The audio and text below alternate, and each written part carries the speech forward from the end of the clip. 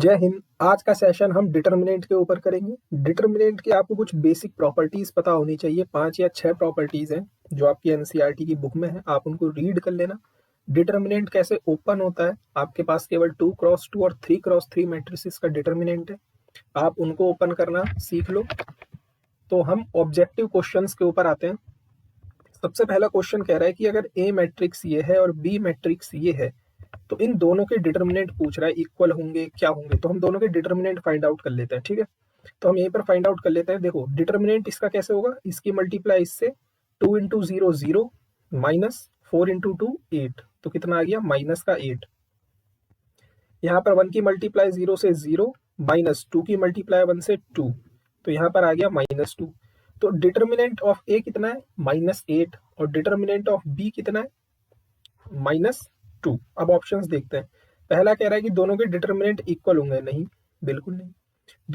दूसरा ऑप्शन कह रहा है कि जो डिटर्मिनेंट ऑफ ए है, देखो ए का डिटर्मिनेंट कितना है 8, वो कह रहा है ये ट्वाइस होगा डिटर्मिनेंट ऑफ बी के। डिटर्मिनेंट ऑफ बी है माइनस 2, तो यहाँ पर क्या आएगा -8 इक्वल्स टू -4। क्या ये बात सही है? नहीं है। सी ऑप्शन क्या कह रहा है, डिटर्मिनेंट ऑफ ए यानी -8 इक्वल्स टू होगा 2 का स्क्वायर कितना होता है 4, 4 times of determinant of B. हाँ, तो ये बात सही है, -8 इक्वल्स टू -8। तो सी ऑप्शन बिल्कुल करेक्ट है। यहाँ पर क्वेश्चन नंबर 2 आप खुद कर लेना, दी वैल्यू ऑफ द डिटर्मिनेंट, इसको बस ओपन करना है। ठीक है, क्वेश्चन नंबर 3 कह रहा है अगर ये डिटर्मिनेंट इस डिटर्मिनेंट के इक्वल हो तो x की वैल्यू फाइंड आउट करो। हम केवल यहाँ से वही एमसीक्यू पिक करेंगे जो टाइम कम कंज्यूम करते हैं और आपके एग्जाम पर्पज से इंपॉर्टेंट है। जैसे क्वेश्चन नंबर 3 इंपॉर्टेंट है, तो यहाँ पर इसका डिटर्मिनेंट कितना हो जाएगा 2 1 जा 2, 2 1 जा 2 माइनस 5 4 जा 20, तो यहाँ से हमें क्या मिल गया -18। ये किसके इक्वल होगा, 2x की मल्टीप्लाई x से करोगे तो 2x स्क्वायर माइनस 6 4 जा 24। क्लियर है? इस 24 को उठा के इक्वल टू के इस तरफ लेकर आओ, ये प्लस हो जाएगा, इक्वल टू 2x स्क्वायर। तो यहाँ पर कितना बच गया 6 equal to 2x square, x square equals to 3 और x equal to plus minus √3। तो ए ऑप्शन बिल्कुल करेक्ट है। Question number 4, the value of this determinant. Again आप इसका डिटर्मिनेंट ओपन कर दो, x की मल्टीप्लाई x से x square minus x plus 1 की मल्टीप्लाई x माइनस 1 से क्या आ जाएगी x स्क्वायर माइनस 1। तो यहाँ पर आप माइनस साइन अंदर डिस्ट्रीब्यूट करोगे, इससे कैंसिल हो जाएगा, वैल्यू क्या आ जाएगी 1। सो ये ऑप्शन बिल्कुल करेक्ट है। The value of this determinant, cos square की कॉस से मल्टीप्लाई कॉस स्क्वायर थीटा, फिर माइनस साइन थीटा की माइनस साइन थीटा से multiply minus sine square theta, तो ये क्या हो जाएगा कॉस स्क्वायर थीटा और ये minus minus plus sine square theta. We have 1 10th class का formula, cos square theta plus sine square theta. यहाँ पर देखो क्या हो जाएगा cos 20 into cos 70 minus sine 20 into sine 70। ये किसका फॉर्मूला है, cos A cos B minus sine A sine B. This we have cos A plus B 20 plus 70, 70 और 20 कितना होता है 90 और cos 90 कितना होता है 0। तो सी ऑप्शन बिल्कुल करेक्ट है। क्वेश्चन नंबर 7 सेम वही प्रॉब्लम है जो अभी हमने करी है। वो कह रहा है then the value of x is 3। वो कह रहा है जब आप इसको सॉल्व करोगे तो x की वैल्यू 3 मिलेगी। तो चेक कर लेते हैं, 5 2 जा 10 माइनस 4 3 जा 12 इक्वल टू, यहाँ से क्या मिल जाएगा 5x माइनस 6x, इधर से मिल गया -2 और इधर से मिल गया -x, माइनस से माइनस कैंसिल, x की वैल्यू 2 आ रही है भाई, 3 नहीं आएगी। This statement is false. Question number 8 की तरफ चलते हैं। The determinant of this is independent of theta, independent of x। तो आपको इसका डिटर्मिनेंट ओपन करना पड़ेगा। इसका डिटर्मिनेंट ओपन कर लेते हैं। किसी भी एक रो या फिर किसी भी एक कॉलम के रेस्पेक्ट में आप इसका डिटर्मिनेंट ओपन कर सकते हैं। तो हम R1 के रेस्पेक्ट में इसका डिटर्मिनेंट ओपन कर रहे हैं। तो यहाँ पर देखो क्या आ जाएगा, x इंटू ये रो और ये कॉलम माइनस एक्स की मल्टीप्लाई x से माइनस एक्स स्क्वायर -1, फिर बीच में क्या आता है माइनस दूसरा एलिमेंट साइन थीटा, ये आउट, यहाँ मिलेगा माइनस का x साइन थीटा माइनस का कॉस थीटा और फिर plus cos theta next element and then minus sine theta और plus x cos theta. Just open the determinant. उसके बाद इस x की मल्टीप्लाई अंदर करवा दो, minus x cube minus x देखो माइनस माइनस प्लस, ये हो जाएगा एक्स साइन स्क्वायर थीटा, फिर minus sine theta minus cos theta minus minus plus sine theta cos theta, फिर अगेन यहाँ पर माइनस का साइन थीटा कॉस थीटा और plus x cos square theta, इससे कैंसिल हो चुका है। यहाँ पर क्या हो जाएगा, minus x cube minus x plus, देखो यहाँ से और यहाँ से हम एक्स कॉमन ले लेते हैं, तो हमारे पास क्या मिलेगा, sine square theta plus cos square theta, और sine square theta plus cos square theta कितना होता है, 1, तो इसकी जगह 1 आ गया। यहाँ पर कहीं भी थीटा की टर्म नहीं है, so this is independent of theta, A option बिल्कुल करेक्ट है। क्वेश्चन नंबर 9, ए मिला है बी मिला है, कह रहा है डिटर्मिनेंट ऑफ ए बी बताओ। तो आपके पास प्रॉपर्टी होती है डिटर्मिनेंट ऑफ ए बी क्या होता है, determinant of A into determinant of B. हमेशा याद रखना डिटर्मिनेंट की जो ये प्रॉपर्टी है ये केवल मल्टीप्लाई में डिस्ट्रीब्यूट होती है। अगर यहाँ पर a प्लस बी होता तब मैं इसको ऐसे नहीं लिख पाता, determinant a plus determinant of b, ये बात याद रखना, ये एमसीक्यू में भी एज इट इज आ सकता है। सो मल्टीप्लिकेशन में जो डिटर्मिनेंट होता है वो इजीली अलग अलग डिस्ट्रीब्यूट हो जाता है। तो आप क्या करो, a का डिटर्मिनेंट निकालो b का डिटर्मिनेंट निकालो, दोनों की मल्टीप्लाई कर दो। यहाँ पर डिटर्मिनेंट a का कितना आ जाएगा, 0 -2 यानी कि -2, और यहाँ पर -1 -6 -7, इन दोनों की मल्टीप्लाई करोगे तो 14, बी ऑप्शन बिल्कुल सही है। क्वेश्चन नंबर 10 की तरफ चलते हैं। कह रहा है if there are two values of A which produce the determinant equal to 86 then the sum of these numbers is. तो ये कह रहा है कि आपसे सीधा सीधा वो ये कहना चाह रहा है कि जब आप इस डिटर्मिनेंट को ओपन करोगे और ओपन करने के बाद इसको 86 के इक्वल रख दोगे तो एक ही दो वैल्यू मिलेंगी, उन दोनों वैल्यू का सम बता दो हमें और एक ऑप्शन पे आप टिक मार दो। तो ठीक है, इसको ओपन करते हैं, सेम वही, अब हम क्या करते हैं C1 के अलोंग ओपन करते हैं इसे इस तरफ से, ठीक है।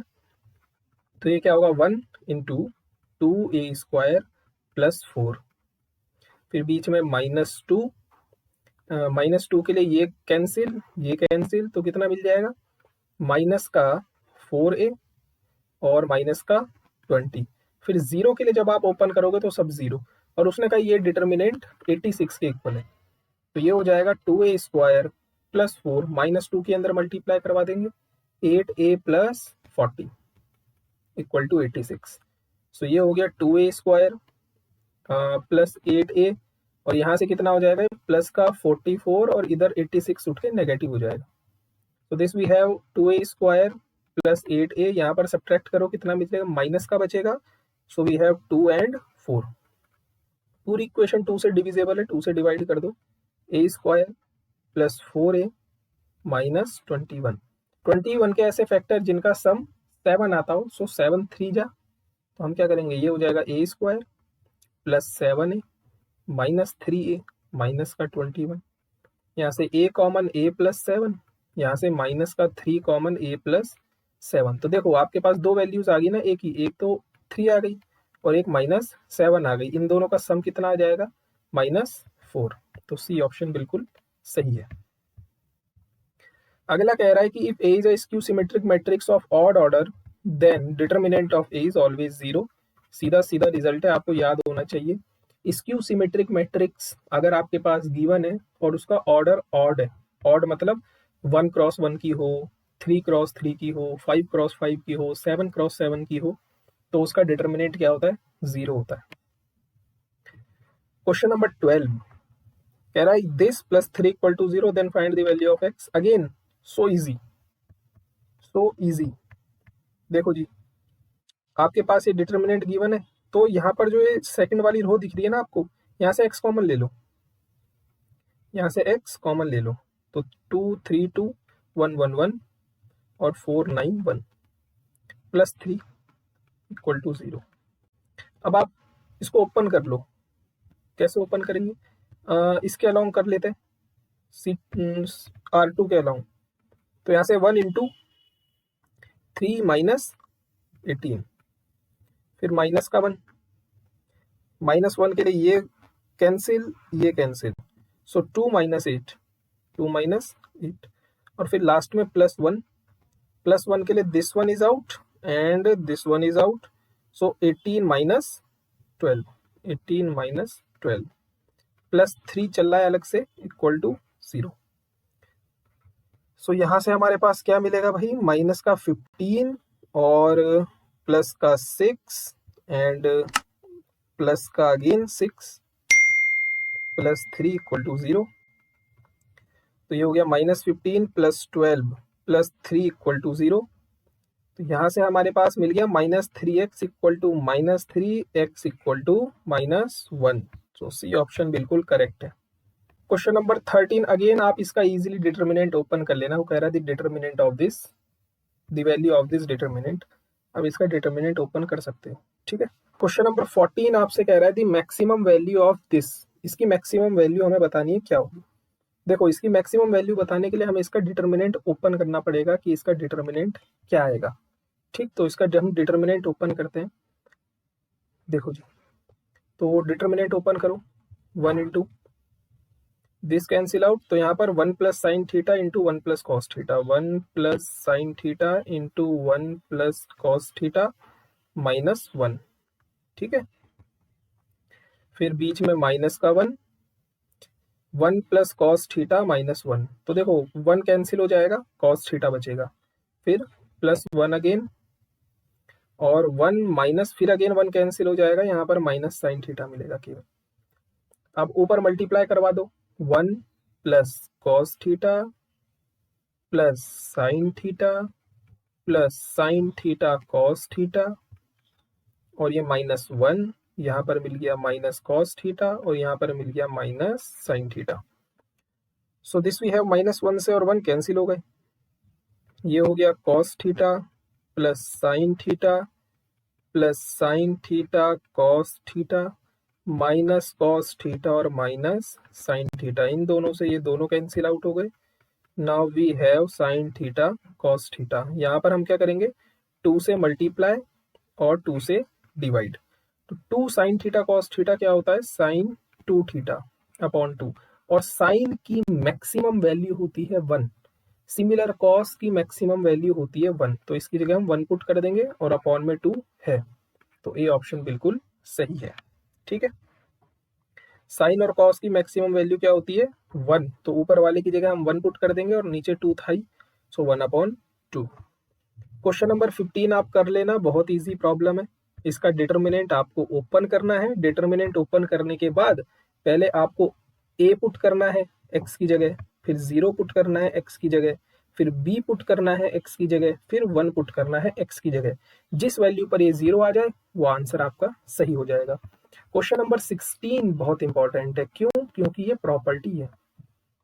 प्रॉपर्टी ये कहती है आपसे कि अगर ए n क्रॉस n की मैट्रिक्स है और k हमारे पास कोई भी स्केलर है, this we have any real number, then K A का डिटर्मिनेंट क्या होता है, के ए का डिटर्मिनेंट होता है के डिटर्मिनेंट ऑफ ए।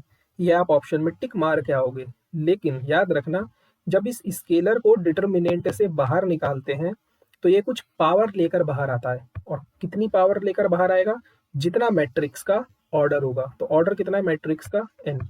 तो डिटर्मिनेंट ऑफ के ए इक्वल टू के की पावर n डिटर्मिनेंट ऑफ ए। जैसे यहाँ पर ए का ऑर्डर 3 क्रॉस 3 का है, तो पूछ रहा है 3a का डिटर्मिनेंट कितना होगा। तो 3a का डिटर्मिनेंट होगा 3 की पावर जितना ऑर्डर है into determinant of A. So this we have 27 determinant of A. ये ऑप्शन बिल्कुल करेक्ट है। Question number 17, if A and B are matrices of order 3, determinant A मिला है, बी मिला है, तो पूछ रहा है इसका determinant 405। This option is true false. तो ट्रू है।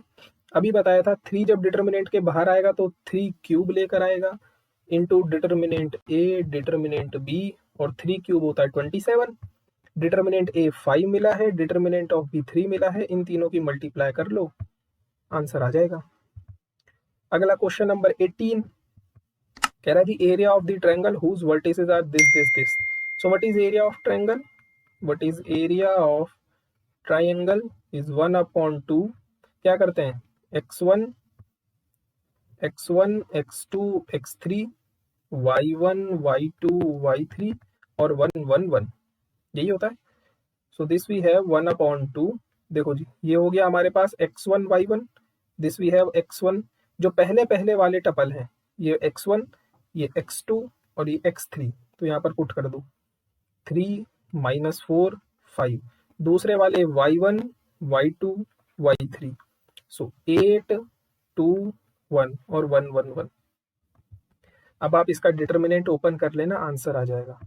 ठीक, अगला कह रहा है क्वेश्चन नंबर 19, ये इंपॉर्टेंट है। क्यों? क्योंकि यहाँ पर कोलिनियरिटी पूछ रहा है कि if these point are collinear then what is the value of lambda. Lambda की वैल्यू बताओ। देखो, कोई भी 3 पॉइंट कोलिनियर कब होते हैं? जब उनका एरिया ऑफ ट्रायंगल 0 हो जाता है। यानी कि एरिया ऑफ ट्रायंगल यही होता है x1 x2 x3 y1 y2 y3 और 1 1 1 इक्वल टू 0। ये 2 डिवाइड में इक्वल टू के इस तरफ मल्टीप्लाई में आएगा, तो 0 की मल्टीप्लाई जब 2 से करोगे तो क्या मिल जाएगा? इस तरफ 0 ही मिल जाएगा, तो ये 1/2 रहने दो। ठीक है, अब आप यहाँ पर वैल्यूज पुट करो। This we have x1, this we have x2, this we have x3, तो ये कुछ ऐसा मिलेगा 2 लैम्डा 0 और यहाँ पर -3 -1 4 और 1 1 1 इक्वल टू 0। अब आप इसको ओपन कर लेना, आंसर आ जाएगा, लैम्डा की वैल्यू आ जाएगी। ठीक है, सेम क्वेश्चन नंबर 20 है। This we have x1 x2 x3, फिर y1 y2 y3 और सेम यहाँ पर पुट करके आपको 0 कर देना है क्योंकि these point are collinear. Question number 21 कह रहा है the 3 points this and this lie in a straight line, do not lie. Again आपको क्या करना है, एरिया ऑफ जो ट्रायंगल होता है उसमें वैल्यूज पुट कर देनी है और आपको एरिया ऑफ ट्रायंगल ओपन करना है, उसको 0 के इक्वल रख देना है, आपको पता चल जाएगा। अगला क्वेश्चन कह रहा है the equation of line joining this and this. तो देखो, यहाँ पर एक तीसरा पॉइंट हम x, y अज्यूम कर लेते हैं। अब आपको क्या करना है, एरिया ऑफ ट्रायंगल अगेन, ये 2 हो गया x1 x2 एंड x3 कितना है x, फिर y1 y2 y3 और 1 1 1 और इसको 0 के इक्वल पुट करना है और यहाँ से x और y में इक्वेशन आ जाएगी। ठीक है, आगे कह रहा है if the area of this triangle is 3 then what is the value of k। Again so easy task, आपको क्या करना है, इसका एरिया निकालना है ट्रायंगल का और उसको 3 के इक्वल पुट कर देना है। बार 0 के इक्वल मत पुट करना, उसने बोला है कि इसका एरिया 3 के इक्वल है। ठीक है, सेम आप यहाँ पर क्या करोगे, इसका डिटर्मिनेंट ओपनिंग, इसने बोला है द माइनर ऑफ A31 यानी इसका माइनर पूछ रहा है, क्या होगा भाई, इसका माइनर 31 ही है ना, हाँ 31 है, तो इसका माइनर चाहिए, तो इसे दुबका दो, इसे दुबका दो, क्या मिलेगा, A into C A minus B into B C. तो देखो यहाँ से A square C minus B square C, दोनों में से सी कॉमन ले लो, A square minus B square, D option बिल्कुल करेक्ट है। The minor of the diagonal elements the determinant are. ये क्वेश्चन थोड़ा इनकम्प्लीट लग रहा है मुझे, इसको मैं चेक करके आपको बताऊंगा। ठीक है, आगे क्वेश्चन में कह रहा है, question number 26, cofactor of an element A I J denoted by capital A I J is equal to. देखो वो कह रहा है कोफैक्टर किसके इक्वल होता है, कोफैक्टर की वैल्यू ए आई जे की वैल्यू होती है -1 की पावर आई प्लस जे इंटू एम आई जे। ये फॉर्मूला है जो आपको पता होना चाहिए, डी ऑप्शन करेक्ट है। कोफैक्टर क्या होता है, -1 की पावर आई प्लस जे इंटू एम आई जे।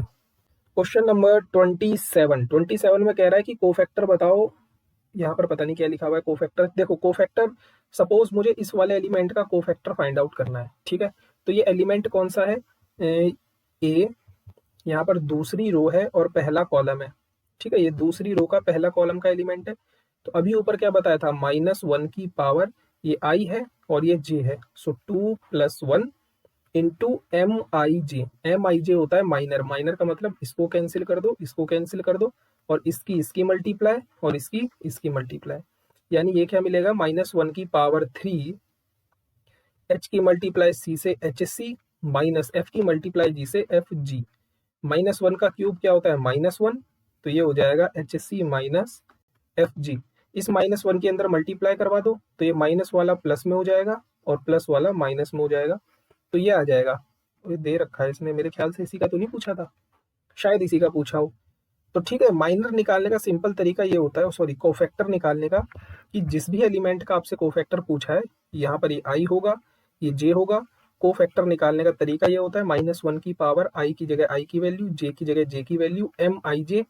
जिस एलिमेंट का पूछा है उस एलिमेंट की रो और उस एलिमेंट की कॉलम को आप दुक्का दो, बाकी जो बचा हुआ है उनकी आपस में क्रॉस मल्टीप्लाई कर दो। ठीक है। क्वेश्चन नंबर 28 कह रहा है if this we have determinant then A I J and A I J is cofactor of small A I J then the value of determinant. बहुत इजी है। ये हो जाएगा, देखो इसका D option, A11 A11 A21 A21 A31 A31। So D option बिल्कुल correct है। Question number 29, question number 29 में कह रहा है आपको M11 मिला है, M12 मिला है, M13 मिला है, मतलब इसका इसका और इसका माइनर मिले हैं, तो कह रहा है डिटर्मिनेंट बताओ क्या होगा। अभी आपने ऊपर पढ़ा है कि अगर कोफैक्टर हमें गिवन होते हैं ए आई जे, तो हमारा डिटर्मिनेंट ये निकल कर आता है A11 A11 A21 A21 A31 A31, है ना। A11 capital A11 plus A21 capital A21 plus A31 capital A31। लेकिन अभी आपने पीछे पढ़ा था कि कोफैक्टर क्या होता है, -1 की power 1 + 1 into M11 plus A21। A21 क्या होता है, -1 की power 2 + 1 into M21 plus A31 क्या हो जाएगा, सॉरी A31 हाँ, -1 की पावर 3 + 1 इंटू M, यहाँ 1 2 आएगा और यहाँ पर 1 3। ठीक है। अब आपको कुछ नहीं करना है, देखो A11 कितना है, 1 है, तो 1 पुट कर दो, इंटू -1 की पावर 1 + 1 2, और M11 की वैल्यू कितनी मिली है, -40, तो यहाँ पर कितना आ जाएगा, -40। ठीक, प्लस A12 कितना मिला है, 2, यहाँ 1 2 है, कितना मिला है, 3, -1 की पावर 3 और 1 2 की वैल्यू कितनी गिवन है, -10, प्लस A13 कितना है, -2 इंटू -1 की पावर 4 और 1 3 की वैल्यू है 35। आप इसको सॉल्व करो, क्या आ जाएगा, ये आ जाएगा -40, -1 का क्यूब -1 होता है, -1 की -10 से मल्टीप्लाई करवाओगे प्लस का 10 मिलेगा, और +10 की 3 से मल्टीप्लाई करवाओगे 30 मिलेगा। यहाँ पर देखो -1 की पावर 4 प्लस हो जाएगी, और 35 की -2 से मल्टीप्लाई करवाओगे तो -70 मिलेगा। तो ये कितना हो जाएगा, 110 माइनस का और प्लस का 30, तो ये कितना मिल गया, 90 80 माइनस का 80। ये ऑप्शन बिल्कुल करेक्ट है। इतना लेंथी क्वेश्चन आपके एग्जाम में नहीं आएगा, बट आपको कॉन्सेप्ट बताना था। ठीक, next question number 30, the minor and cofactor of all the element of the determinant are respectively। तो इसका माइनर क्या आ जाएगा, देखो आप माइनर देख लो, माइनर क्या कहेंगे, जब आप 2 का माइनर निकालोगे तो इसे और इसे कैंसिल कर दोगे तो 5 गिवन है, फिर आप -1 का निकालोगे, -1 के लिए इसे और इसे कैंसिल कर दोगे तो 3 मिलेगा, गिवन है। देन उसके बाद आप 3 का निकालोगे तो इसको और इसे कैंसिल कर दोगे, -1 मिलेगा, गिवन है। तो देखो बी ऑप्शन तो गया और सी ऑप्शन भी गया। अब ए और डी में से कोई एक ऑप्शन सही होगा, तो इसके लिए आपको कोफैक्टर अलग से निकालना पड़ेगा। तो सबसे पहले हम A11 का कोफैक्टर निकालते हैं। तो कोफैक्टर क्या होता है, -1 की power i + j into MIJ। ठीक है जी, यही होता है ना। तो यहाँ पर देखो -1 की पावर, सबसे पहले एलिमेंट के लिए ये कौन सा एलिमेंट है, A11, तो 1 + 1 और इसका MIJ कितना आएगा, 5, तो ये कितना आ जाएगा, 5, फिर दोनों में गिवन है। अब आप दूसरे वाले का निकालो, दूसरे वाले में क्या हो जाएगा, -1 आएगा और -1 की पावर 1 + 2 इंटू -1, तो यहाँ पर क्या मिलेगा, प्लस का 1, और प्लस का 1 केवल यहीं पर गिवन है, तो डी ऑप्शन बिल्कुल सही है। ठीक है, क्लियर है। अभी माइनर एंड कोफैक्टर निकाले हमने इतने सारे। Again question number 31, the minor and cofactor of the element of the first row.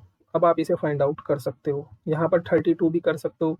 Minor plus cofactor आपको फाइंड आउट करके इनको ऐड करना है। क्वेश्चन नंबर 33, A21 बताना है। A21 क्या हो जाएगा, -1 की पावर 2 + 1 इंटू M21, और M21 सेकेंड रो और फर्स्ट एलिमेंट, इसे कैंसिल कर दो, इसे कैंसिल कर दो। 0 की 2 की 0 से मल्टीप्लाई 0 -4, और यहाँ पर -1 की पावर 3 है ही, तो ये -1 इंटू -4, तो ये कितना आ जाएगा, +4। सी ऑप्शन बिल्कुल सही है। क्वेश्चन नंबर 34 की तरफ चलते हैं। The matrix this is singular, non singular, symmetric, skew symmetric. देखो, सिमेट्रिक तो तब होती जब यहाँ पर एक जैसे होते, तो सिमेट्रिक तो है नहीं। स्क्यू सिमेट्रिक भी तब होती जब यहाँ पर इसका नेगेटिव होता, तो स्क्यू सिमेट्रिक भी नहीं है। तो सिंगुलर या नॉन सिंगुलर में से एक बनेगी। सिंगुलर मैट्रिक्स क्या होती है, आप इसका डिटर्मिनेंट फाइंड आउट करना। अगर इसका डिटर्मिनेंट 0 आ गया तो ऐसी मैट्रिक्स बनती है सिंगुलर, और अगर इसका डिटर्मिनेंट ओपन करके नॉन 0 आया तो मिलेगी नॉन सिंगुलर। ठीक है। Question number 35। क्वेश्चन नंबर 35 कह रहा है कि एक मैट्रिक्स है जो इन्वर्टिएबल है, कब होगी। देखो, इन्वर्टिएबल मैट्रिक्स वो होती है जिनका डिटर्मिनेंट नॉन 0 होता है। ठीक है, और ऐसी मैट्रिक्स को क्या कहते हैं, नॉन सिंगुलर मैट्रिक्स। तो यहाँ पर कह रहा है वो कि A is non singular matrix that is determinant of A is non 0। So non singular matrix का दूसरा ही नाम होता है इन्वर्टिएबल। क्या होता है, इन्वर्टिएबल। ठीक है, याद रखना। कह रहा है the value of x for which this is singular. अगर ये मैट्रिक्स सिंगुलर है तो इसका डिटर्मिनेंट कितना होगा, 0। सिंगुलर मैट्रिक्स का डिटर्मिनेंट क्या होता है, 0। सो इसका डिटर्मिनेंट कितना आ जाएगा, इक्वल टू 0। सो 12x equal to 24x equal to 2।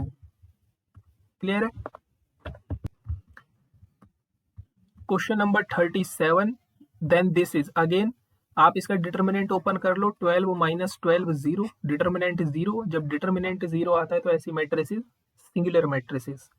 आगे कह रहा है दी एडजॉइंट ऑफ दिस मैट्रिक्स। देखो, 2 क्रॉस 2 की मैट्रिक्स का अगर आपको एडजॉइंट निकालना है तो इन दोनों को आपस में इंटरचेंज कर दो, तो क्या हो जाएगा 4 1, और यहाँ पर माइनस लगा दो, -2 और -3। सो 4 1 -2 -3। क्लियर है, 2 क्रॉस 2 का। 3 क्रॉस 3 मैट्रिक्स का आपको एडजॉइंट निकालना है, तो देखो क्या हो जाएगा, ये जो A11 A12 A13 रखे हुए हैं ना रो में, इनको कॉलम्स में रख दो। तो कॉलम्स में कहीं दिख रहे हैं, एक मिनट, यहाँ पर दिख रहा है A11 A12 A13 A21 A22 A23 और A31। देखो यहाँ पर ये जो R1 है, ये R2 है, ये R3 है। हमें इनको कॉलम्स में पुट करना है, और कॉलम्स में पुट करने के बाद हमें प्लस माइनस अल्टरनेट साइन देना है। तो यहाँ पर प्लस माइनस साइन तो है नहीं, तो बी ऑप्शन भी कैंसिल है। यहाँ पर देखो A11 A21 A31। सो पहली वाली जो रो है वो कॉलम बन गई, दूसरी वाली रो भी कॉलम बन गई, और तीसरी वाली रो भी कॉलम बन चुकी है। और देखो minus plus minus plus minus plus minus plus minus, लेकिन यहाँ पर स्टार्टिंग किससे हुई है, माइनस से। लेकिन स्टार्टिंग किससे होनी चाहिए थी, प्लस से। प्लस माइनस होने चाहिए थे। तो यहाँ पर डी ऑप्शन सही होगा, नन ऑफ दीज। आपको कंफ्यूज करने के लिए उसने सी ऑप्शन दे रखा है, और आप सी ऑप्शन पे टिक मार के आ जाओगे। क्लियर है। तो स्टार्टिंग किससे होगी, प्लस से। Plus minus plus minus plus minus plus minus, starting कभी भी माइनस से नहीं होगी। So thank you so much. बाकी का सेशन हम नेक्स्ट वीडियो में बनाएंगे, क्योंकि वीडियो काफी लेंथी हो जाएगी। जय हिंद।